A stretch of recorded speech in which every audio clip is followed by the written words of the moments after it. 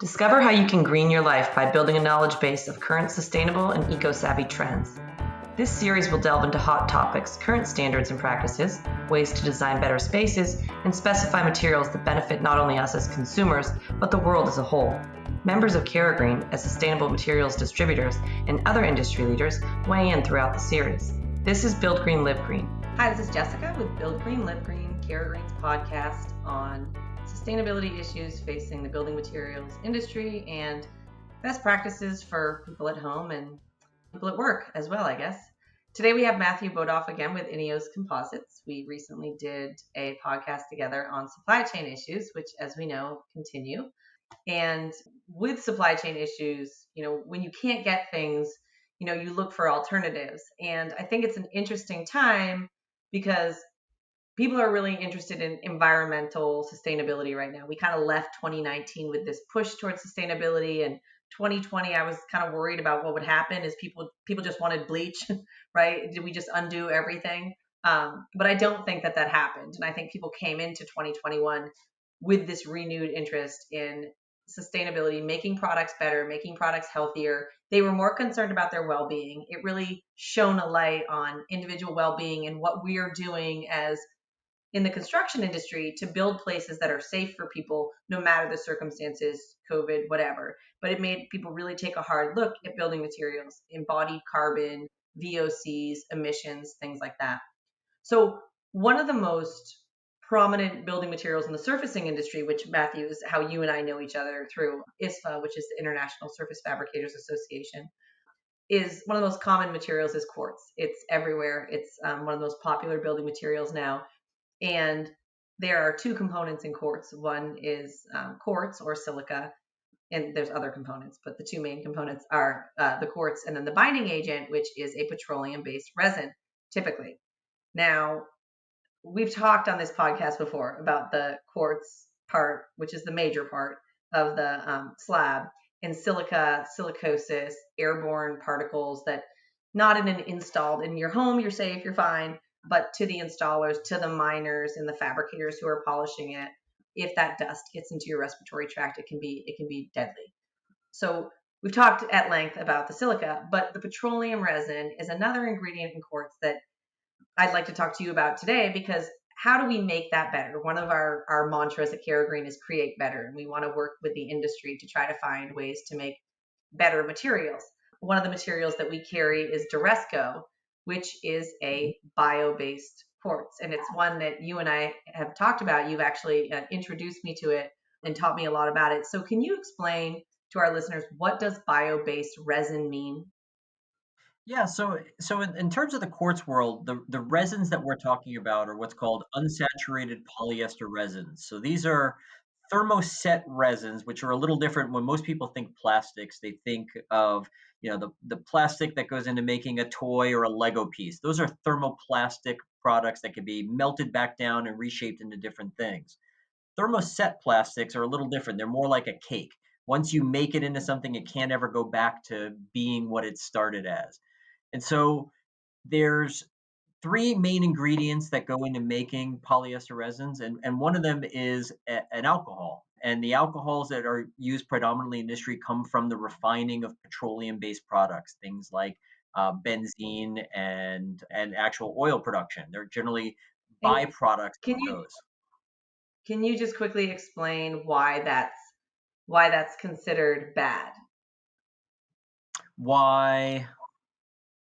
Sorry, why? What why you would want to replace from an environmental standpoint, why someone will want to swap out those petroleum resins for something else? Like, what are the health or safety concerns or environmental concerns that would make them look at Sure. swapping those out?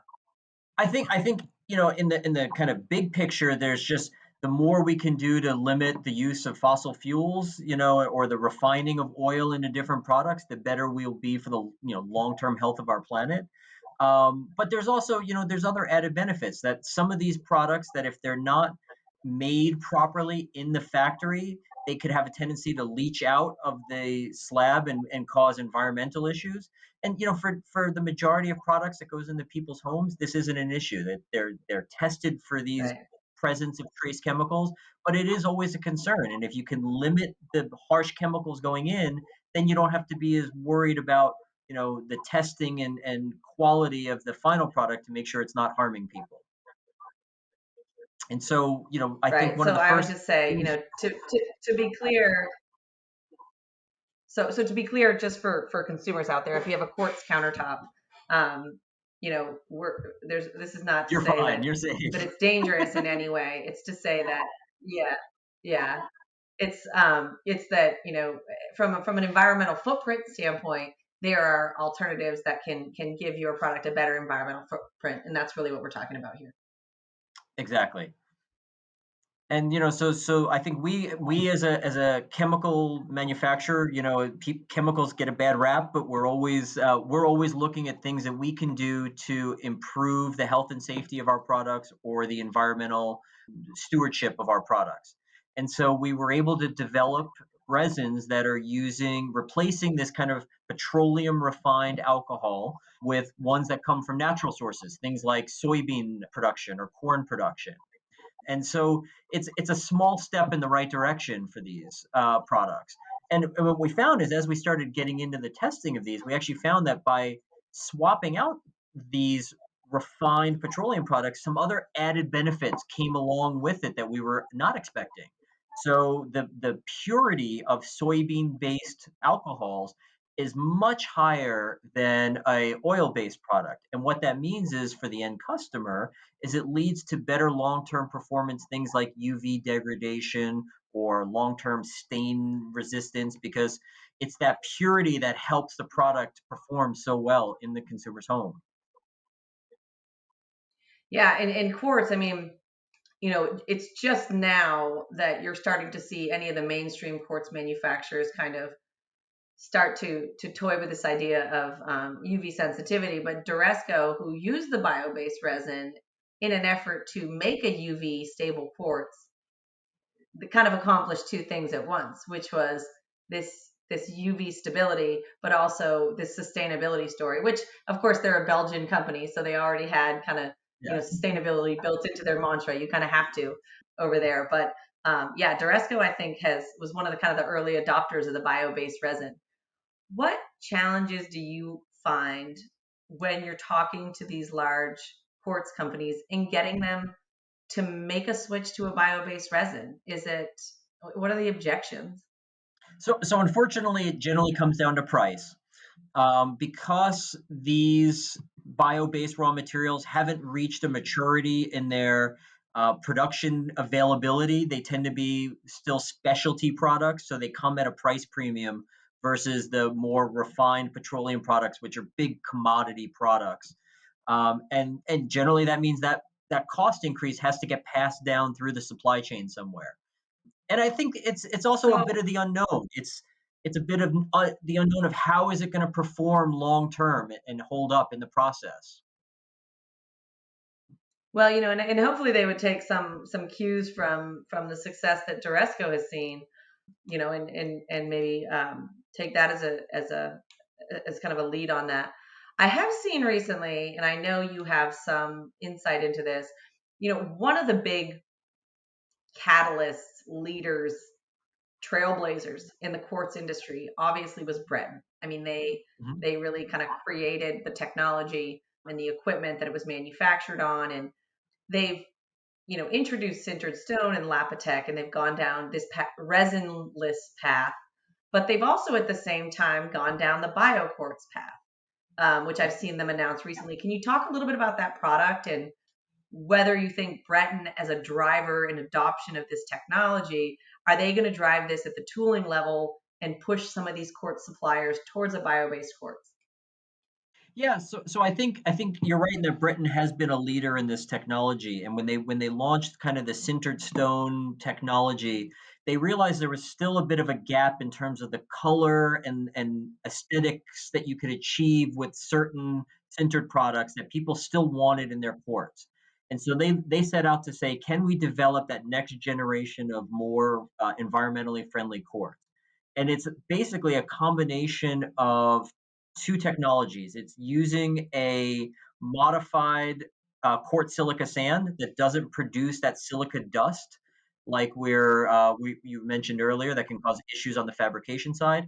And they're using that in combination with a bio-based resin, very similar to what Duresco or similar companies would be using. And this kind of combination now opens up a whole new product category for them. So for a sort of true environmentally friendly, on a number of different levels, quartz product. Yeah, so I think I've been fascinated by the technology behind it because of course, I always say like, I was an engineer, by schooling, and I ended up, with CaraGreen selling environmental products, but I can't stay out of the technical side of things. So I love the idea of them saying, look, silicosis is an issue. We don't want people harmed during this process. So they're taking this crystalline silica, which has these jagged little spikes that basically slice up your lungs and cause it to scar, and they're modifying it so it's safe in the field. And that is so that is it's just something the industry doesn't often do, is care about the supply chain, is care about the people who touch the product once it leaves your factory. So the fact that they're looking not only at the silica but also this bio resin is really exciting. And they are the ones who incubate the technology and then build the equipment that makes it and then install it in the factories. So I am really hoping that this, it's really the early adopters who's going to be the first one to invest in the Breton BioQuartz, technology and brand it as their own. And I think, as we start to see more of this life cycle analysis, embodied carbon analysis, environmental product declarations, people are really, this documentation is starting to be required by architects and designers. So if you're able to tell this story, this BioQuartz story, I mean, this is our wheelhouse. We do this all the time in talking to architects and designers. They want that story. And that is a fantastic story. So I think everything you guys are doing with the bioresins, it may not be a huge part of it may not be a huge percent of the composition of that quartz slab, but it's a solution, and it's adopting the solution instead of kind of hanging on to the problem. And I think the key is that we're not done innovating, right? It's continuing to look at how we can make these products better. I think the next big technology push you're going to see with regards to resins and how it could affect quartz and solid surface is the use of recycled plastics going back into making some of these base polymers. So PET plastic, which most people are familiar with in terms of their, water bottles, their Yep. Dasani bottles, their Coca-Cola bottles, those can now be recycled and used back into resin manufacturing. So we're not using virgin chemicals. It has a little bit of a challenge to Yeah. overcome in terms Like of color sustainable, sensitive products. What was that? like sustainable. Y- Yeah, exactly. Similar, very similar to that. Okay. I mean, these PET resins are used in everything from insulation foams to some of the foam blocks that go under shower pan installations now, and that are also going Oh back yeah, yeah. into resin production. So they're used everywhere. That's great. So we actually have a recycling podcast coming up with a gentleman from Casella, a waste management company, and it was really interesting. He was talking about how they go into factories like DuPont, for example, and look at some of the waste that's coming out of the production process, and then they try to find places to kind of to repurpose that. And one of the things we talked about briefly was the supply chain infrastructure required to recycle properly. And Yes. it's really been pushed because China stopped taking our recycling. Our infrastructure had to get on board in the last 3 years. We've had to really just kind of, you know, just get more efficient, get more effective, increase capacity, and just do it in a cleaner way. So, do you think that the maturity of the recycling industry, even at the kind of petrochemical level, is going to push more of these products out? Yeah, I think in terms of the recycling of these products, we're at the very infancy stages. Because as we mentioned that these are thermosets where they don't get broken down Right. easily, technology just hasn't been there to create really good end of life solutions. but it's a problem that the entire industry is tackling together. We as resin manufacturers are working with our competitors, with our partners, with the industry associations, and there's a lot of money going into figuring out how to recycle these products in an environmentally friendly way and also in a cost effective way to make it advantageous for companies to want to do that. Yes. So we see that a lot. So Durat is one of our products, and it has a really unique circularity story in that it's one product that you can, it's a solid surface, you can use it, and then you can return it and it'll get regrind. And they have a whole product line that is just uses the regrind from the Durat that came back. So it's a really good, solid surface story. But I've been around in the industry long enough to know that a lot of people say, we'll take your stuff back, but they really don't. Yeah. It's not really there. So carpet, we'll take it back, but not if it has any glue on it, right? So with circularity and take back programs, there's a lot of education that needs to happen around it. Things need to be mechanically fastened so that you can take them apart. So you're right, that too is in its infancy, but I think if the development of these materials and the recycling industry and the way that you build all work together, and mature at the same time, we're going to get to a really neat spot that I like to say is, we're tearing down a building and you go through with a barcoder and you scan all the barcodes and people just show up and take their stuff. Yeah. Or, the recyclers come and they know exactly where everything goes and there's a routing plan for all the entire building comes down and goes places. Or, it's not going to be 100% all at once, but even if it's 10%, then 20%, but it would be really neat to see kind of to approach that utopian ideal. I think it's coming. I mean, you look at the largest companies, like General Motors, even, and Ford, and now United Airlines. They're all pushing these big sustainability initiatives where they don't want to keep using these one-time use plastics or products, or they want the products that go into making their cars or their planes to be made from better materials, and so I think that big industrial push will help drive it down to all sorts of other smaller industries. And then ultimately, at the end of the day, us as individual consumers have to be willing to pay a fair price for these products. We can't always expect the Hmm. cheapest bottom dollar products if we also want something that's environmentally friendly. Because very often innovation costs money. And until it reaches that economy of scale, things are going to cost a little more. And that's okay. So let me actually mention something, and I think it's an education thing. Is when you talk about something being bio based, it can often be seen as impermanent, I guess is the word that I would use. So when I think of something being chemically based, I think that it's engineered, it's there, it's meant to be a durable, everlasting thing.